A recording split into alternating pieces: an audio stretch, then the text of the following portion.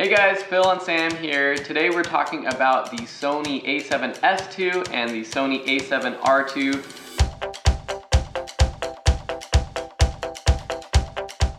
Two mirrorless cameras that are all the rage right now, and really these mirrorless cameras are kind of changing the scope and the playing field for both photography and videography. And so I brought Sam in here who has both these cameras, and he's going to talk about what the differences are and what's better. And I know this is kind of selfish, I'm kind of looking for a new camera for both photo and video, so I want to know which ones might be the better option. So Sam, talk us through why did they make these two different cameras and what do you love about them? You can hold this one. Oh, thank you. Well, so for a long time I've been a devout Nikon fan. Shot on D800 and love that DSLR. The mirrorless cameras have slowly grown on me, and I come on, this thing's tiny. It's lightweight. It's portable. It's easy to use. It shoots 4K. Shoots 4K. The A7R II shoots 42 megapixel images, which is incredible. This shoots 12 megapixel. And they're really beastly machines. I mean, everything you can do with them. They are pretty much physically the exact same camera. We have the Metabones adapter on there for Canon lenses. I have a lot of Nikon glass, so I use a Nikon adapter, all that. But really, just they're great cameras in the sense that they're lightweight, they're compact, like all mirrorless cameras. But they're starting to offer more and more professional level features. You mentioned the 4K, the A7R having the high resolution, the A7S having the amazing sensitivity for video. And I've heard a lot of great things about the first generation, but the second generation they worked out some of the kinks and some of the issues people were having and really brought it to the next level. Now, that being said, by no means are these cameras perfect, and I want to make sure people know that while I love these cameras, I've also played with the Fuji X-T1. I've played with the X100T, and those cameras are equally as fantastic for photography. I think for video, in terms of mirrorless cameras, really the A7S II is the top of it all. And why is that? Because I know you actually got this one first, right? I did. And you took it out on some shoots, and then you decided to pick up that one. So why were you interested in getting the A7S versus the A7R for video? For video, so really I've wanted to get a more travel-friendly camera, and I do a lot of documentary work, and I'm carrying around this big cinema camera, and to bring another DSLR with a different set of lenses just didn't really make sense. And so I wanted to get a mirrorless lens or a mirrorless camera that I could travel with and take good quality photos with and all that. And the A7R II had just come out, so I was like, oh great, I can use this thing for my photography, but it can also be my B camera. It can be my backup if my big cinema camera has any issues or if whatever it might be. And I took it out, and for photography, it was great. Yeah, I mean, it's 42 megapixels. That's 42 megapixels is a wonderful sensor.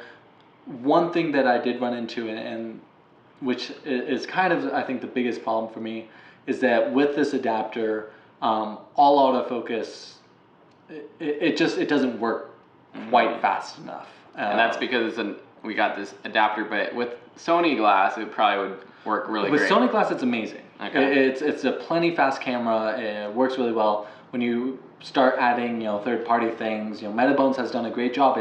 You can control your aperture. The focus does work, but when you're in these high-stress situations where you get one chance and then everyone's moving on, if your focus isn't right, you miss the shot. And I like shooting manual focus, but there's times when you don't want to be worrying about that as much because you have to be worrying about everything else. And so in that sense, it was a great camera. Come video, I gotta say I was disappointed. Okay, you're disappointed, but I see online that people are going gaga over this, and I see some amazing footage coming from the A7R II. So why were you disappointed enough to go get this A7S II, which has the low light capability. Is that really what it came down to? That is what it came down to. I was using that. I was on the road with the band, and there's these low light situations and sometimes more intimate situations where having my big camera, it was intrusive. And so I wanted something a little more discreet. And I was like, they're similar cameras. Like I've seen the A7S.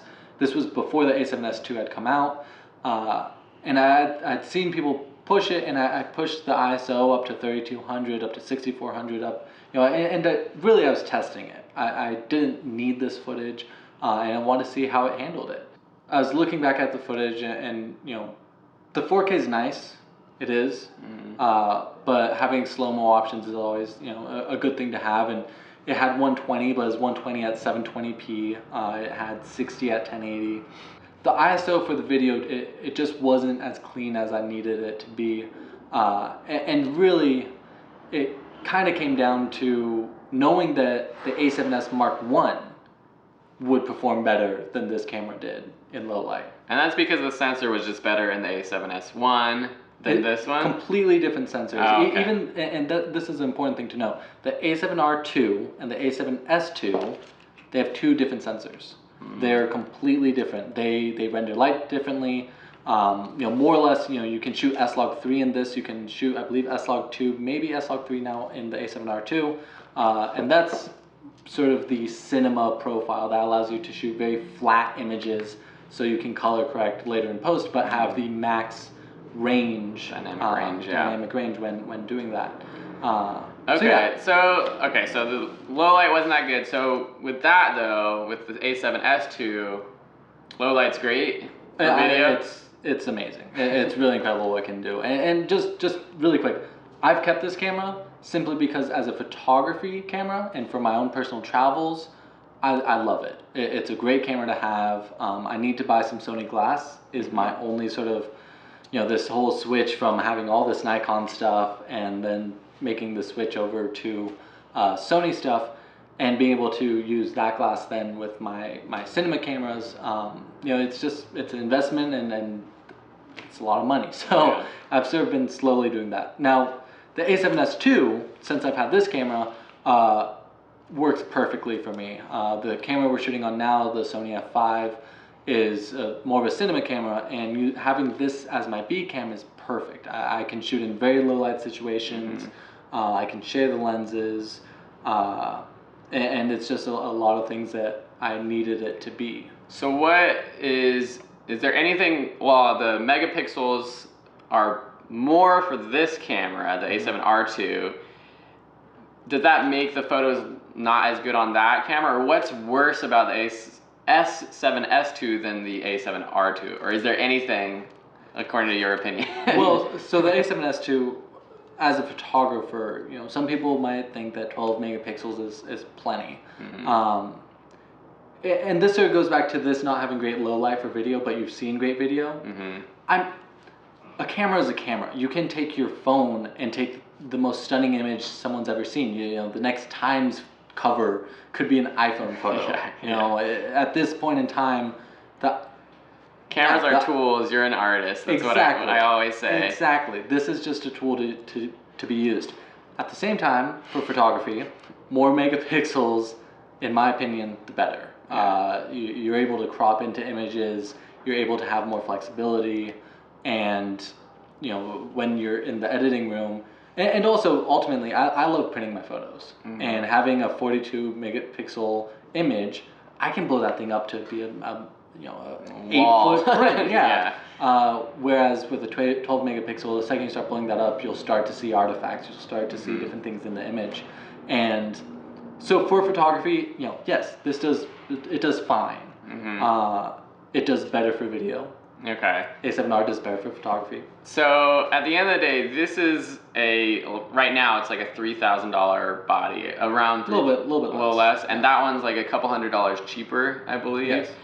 So if I'm going to buy this camera and I'm a photographer, are you suggesting to get this, the A7R II, and if I'm a videographer, especially if I need to shoot in low light, the A7S II is better?